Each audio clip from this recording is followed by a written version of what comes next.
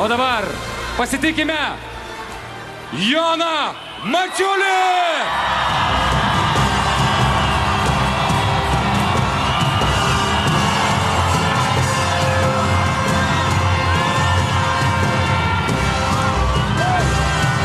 Jonas Mačiulis, kamuolio vagystėmis čempionate pagarsėjęs kovotojas.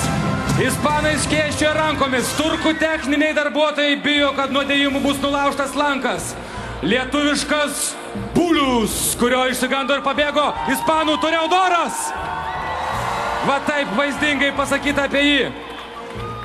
Jonai, nesikuklink ir pasakok, su kuriuo priešininku krepšininku buvo sunkiausia stumdytis. Kalniečiu. Sako, visais. Su Kalniečiu. Su Kalniečiu tikrai buvo nelengva stumdytis. Durantu gal. Kaip tu pasakėjai? Nu tas. Ai, su Durantu, supratau. Pradžiugėlį.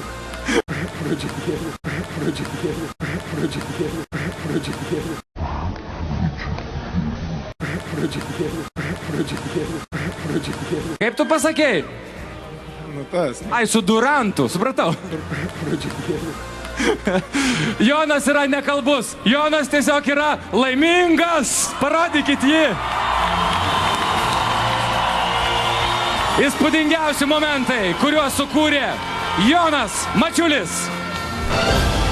Pasaulio vyrų krepšinio čempionato bronzos medalio laimėtojas Jonas Mačiulis.